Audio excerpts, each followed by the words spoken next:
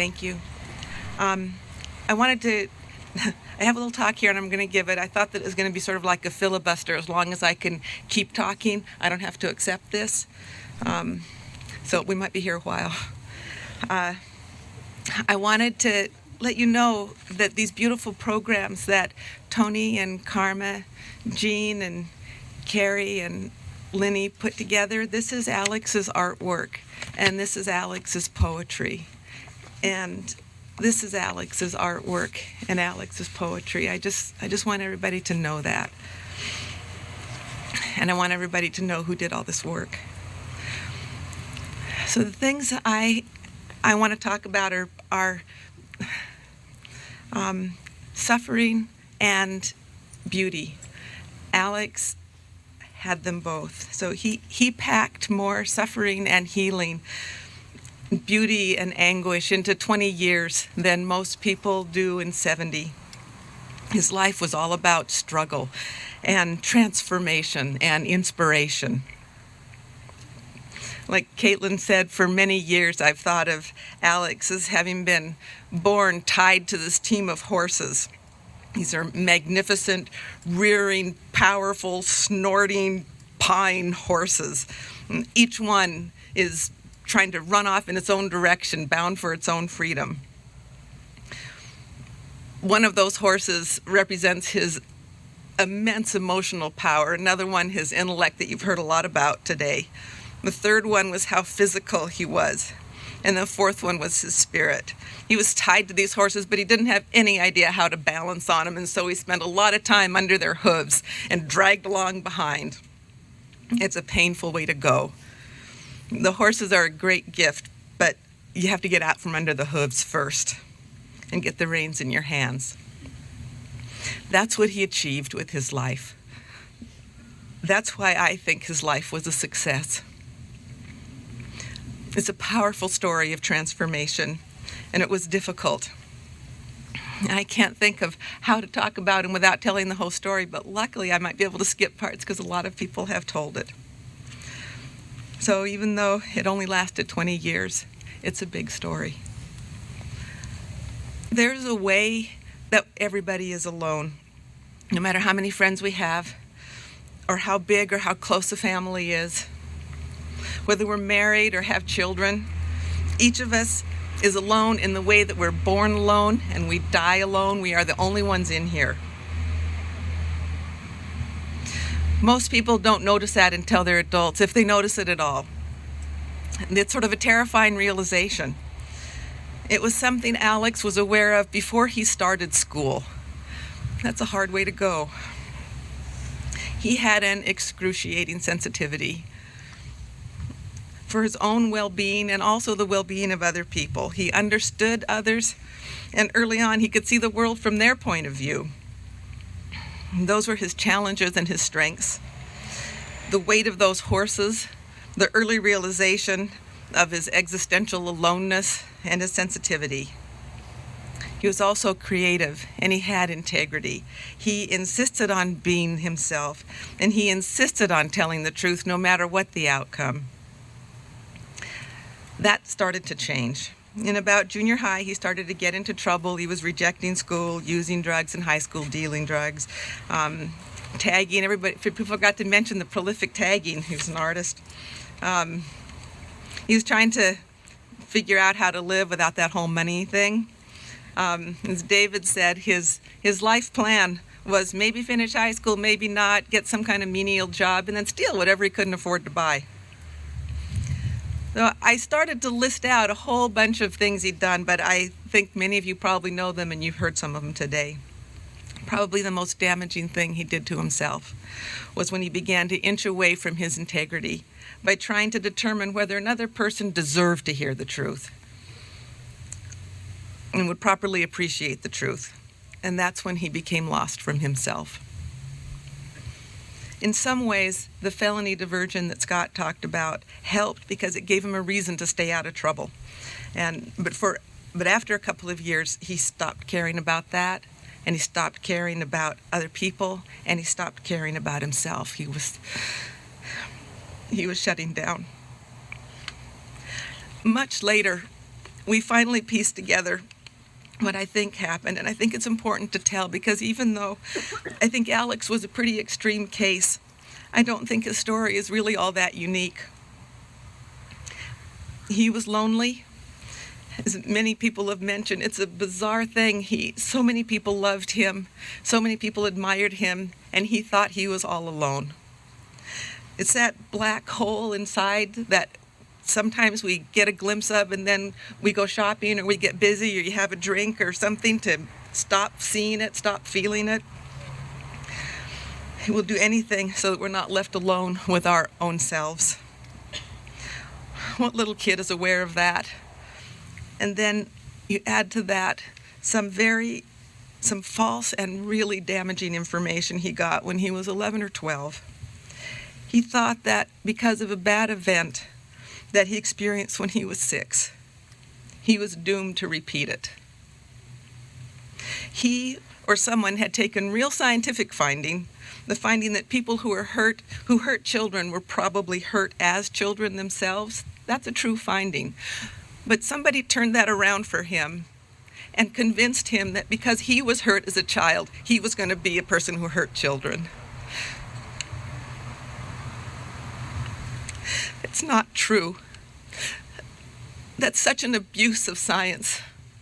It hurts people. And if anybody believes that, stop it now.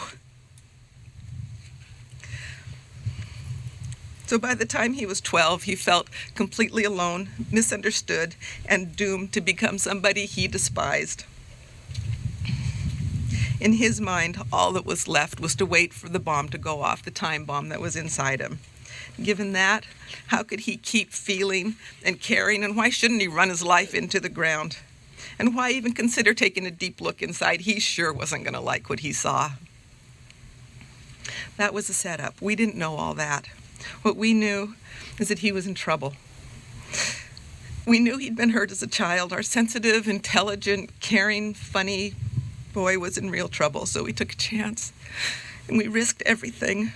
And we earned his anger and the anger of many of his friends by plucking him out of this community and sending him to a therapeutic wilderness program, and then to a therapeutic boarding school, John Dewey. It was the perfect place for him to heal himself, and we both recognized it. He started to have hope that he could have a decent life. That was the beginning for him. The role of the school is to get the student to believe that there's hope. I don't know how much further down Alex could have been. He has said since that he was getting ready to check out heroin. I don't think he would have lived. So they get the student to believe that there's hope, and then they guide them to do the hard work. And the hard work always has much more to do with facing fears than it has to do with learning math. The students have to look into that terrifying hole of aloneness and whatever self-destructive things they pick to fill it with, and find ways of coping that aren't self-destructive. They have to come to see the truth of themselves. Everyone here probably knows that it's between hard and impossible to face our worst fears and stare into the truth of our own selves. That's what these students are expected to do. All the while keeping up with this heavy load of college-level academics, participating in multiple therapeutic groups each week, and nurturing friendships and fulfilling their work obligations to keep the whole school running. The school relies on caring confrontation from peers and from staff. It has the magnificent academics that Scott described, the deep therapeutics and demanding work requirements.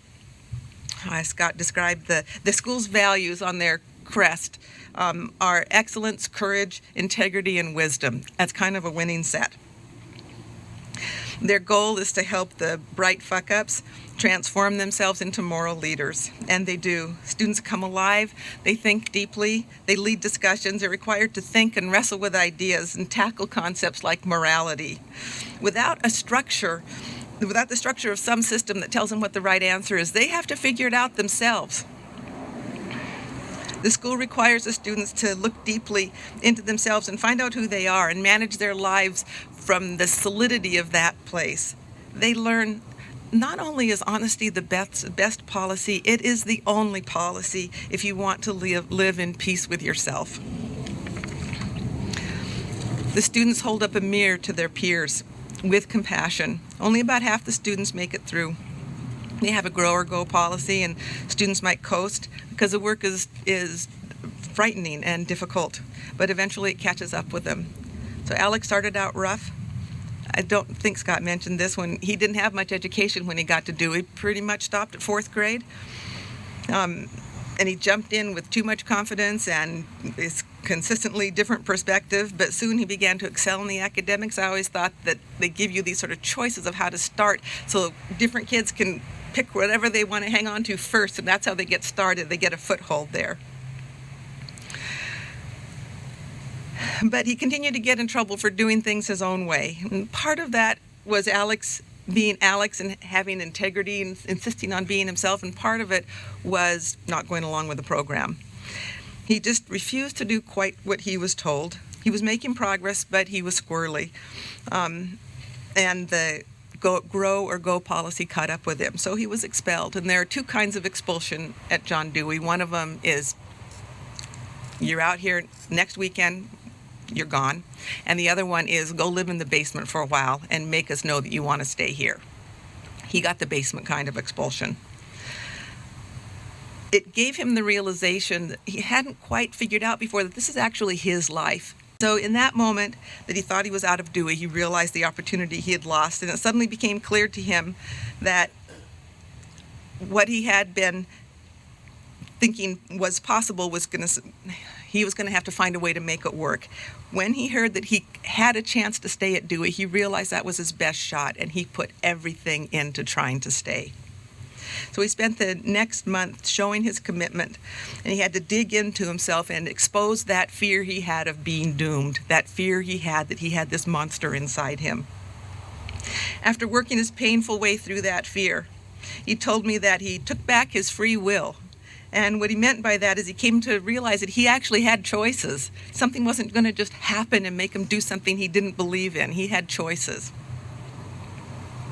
He became the captain of his own team, and he harnessed those horses, and he began to grow from that solid foundation. He thought about who he wanted to be and what he believed in, what he cared about, and he turned those ideas into action, and that's one of the important things about Dewey. It's not just the idea of integrity. If he believes in integrity, if he values it, how is that expressed in scholarship or in cleaning his room or in his personal relationships? What are going to be the challenges to integrity? How is he going to face that? Those are the problems he had to solve for any value he assumed, any value he took on. So it's not enough to just name what you believe in. To be a successful Dewey graduate, and I think to have a successful life in general, you have to integrate those values into your daily life. That school changed Alex's life. It gave him a life. He set his standards high, he tracked his progress, and he gave himself compassion when he fell short. He never did give up who he was, and he finally learned to feel the love of the other students and the love he felt for them. By the end of his 3rd year, and that was actually an extra year, he was supposed to be 2 years, he ended up staying 3 years. He was a hard case. By the end of that extra year, he was a leader. He was known for his intelligence, his insight, his compassion, you've heard it all, and his unique slant. He could get through to his fellow students where others couldn't. He was able to say the thing that students needed to hear to gather the courage they needed to make the changes. And he could do that because he'd been there. I think that's what Chris's letter said. With his excruciating awareness and growing self-compassion. Up until the 30th of June, the hardest thing I ever did was to send him away, knowing he would never live at home again. But that pales next to finding a way to accept the fact that he's died. I can't even grasp what that means about this healthy, happy, stubborn, and immensely promising young man. The baby, the little boy, the lost teenager, and now the shimmering young adult. He lived a big life in 20 years. In response to Alex's death, the emeritus headmaster that Scott mentioned wrote, this was in his letter. He became a moral leader who genuinely was loved and revered by peers. Had he lived, I do not doubt Alex would have received the 2 top major leadership awards. Alex's miraculous transformation places him in the top 5 of all time. He has had an incredibly indelible impact on those who were privileged to know him. I'll miss him and never will forget his awesome contributions to improving the quality of life for those with whom he interacted. There can be no finer testimony to Alex's worth. In a second letter, and they were both from his hospital bed, he wrote, "Alex is the best JDA can produce. His premature death diminishes society. One of my many regrets is that I was absent watching your son mature and finally figure it out. My reward is knowing that Ken and Andrea, who are the other counselors, individually and collectively helped Alex realize that self-respect is the highest value and virtue an individual has, which needs to be protected and nurtured." As I've tried to find my way through this unspeakable loss, I am so grateful to know that his life, although far too short, was a success. He fought his hardest battles before he was 20, and he won them. Of course, he would still encounter challenges. That's the nature of life. But he was equipped to handle them.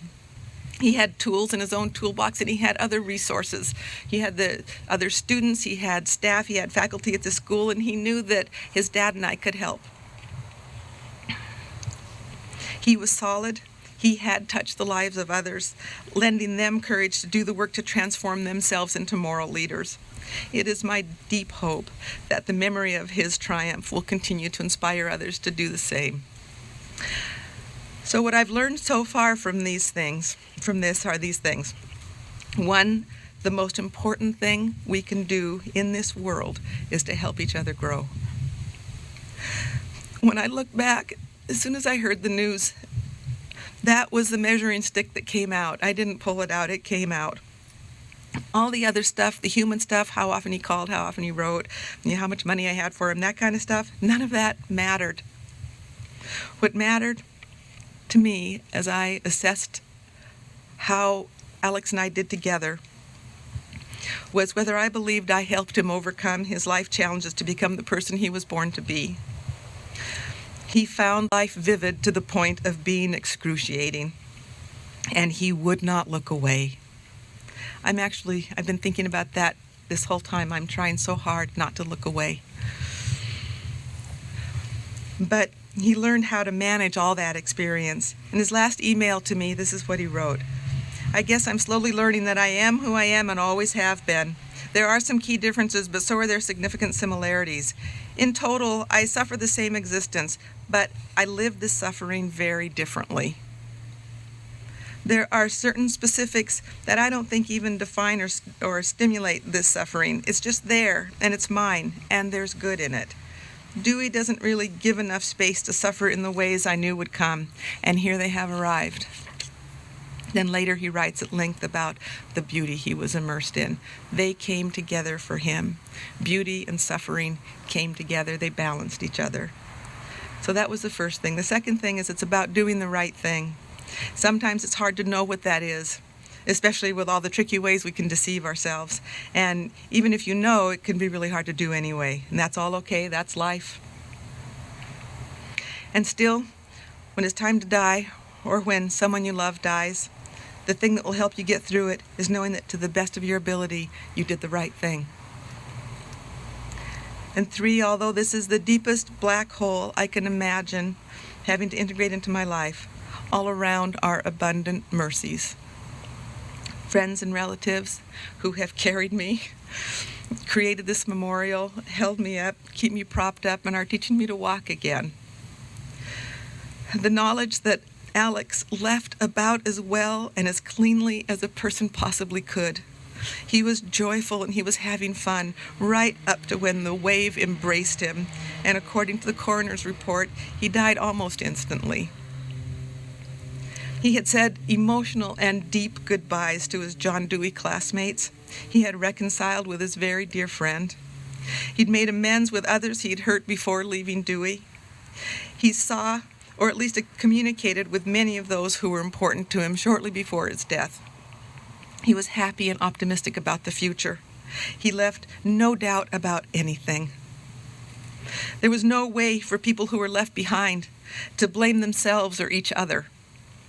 The job of coping with this loss would be hard enough. He had overcome his challenges. He loved people. He knew they loved him. He could tackle life's problems. I mean, if he could recall himself if he started down the wrong road. He had arrived. The first time I emerged from my cabin in Alaska, after hearing about his death, the bird that had spent the summer on top of my roof singing to me flew down to the clothesline, seemingly telling me that Alex was now free as a bird. I didn't accept it because I remembered the dragonfly. He had a dragonfly lit on his life jacket in the boat, and he protected and tried to hold it. So I always thought of a dragonfly. And so the next day when I was coming back to my cabin, a dragonfly, the only one I saw all season long, came flitting around me. He seemed to have some unconscious awareness that he would die young. It's a painful thing to say. I'm glad I didn't have that awareness for him. Some of his friends that I've talked to at Dewey have said the same thing, and they're of course afraid to say that. How can you say that to the parent? But this parent anyway, thinks so. Many things, including his artwork and even his poetry, foreshadowed it. And I didn't recognize it at the time, though. It sort of came to me later as a note in the bottle. And I also found that comforting, that he was preparing. Maybe it was part of a plan. His poem that the cousins read mentioned carving in the driftwood, guided by something unconscious, something unknown, some compulsion. That was how he drew and how he wrote. And if you look at some of these things, these are concepts about impermanence, and some of them have his art on it. And you'll see, if you find it, there are a whole bunch around, some art that shows two faces, one face with dented in ears and a bloody nose, which is just what the kind of injury looks like that he sustained. And the other face is a brown mask with a V in the forehead, kind of like spiritual release. And that's when David and I flew down from Alaska to see him after his body came back from Micronesia. His skin had turned brown. That's just what it looked like. So those were the two pieces of art he brought to the senior retreat in April to show to Scott and me. He didn't know what he was showing us, but I sure recognized it afterwards. I didn't know what he was showing us either. As I think about his achievements in his short 20 years, I think about beauty and suffering and other instances of his ability to see the world from very different perspectives. The fourth thing is, in a real and tangible way, the echo of Alex is still with us. Just as an apple that you eat becomes part of you, it becomes part of your nervous system or part of your liver or whatever it does, so do the experiences that change your brain. Anyone who has had an experience with Alex carries the impact of that interaction with them in the form of a slightly or maybe dramatically changed nervous system. This doesn't even take into account the impact of the idea of Alex that we carry around. On Alex's last birthday, I sent him a card that read, "When you were born, you cried and the world rejoiced. Live your life so that when you die, the world will cry and you will rejoice." And he did just that. He just did it too soon. He learned to take the risk of opening up and loving himself and other people. And now it's for us to take the baton and keep it going.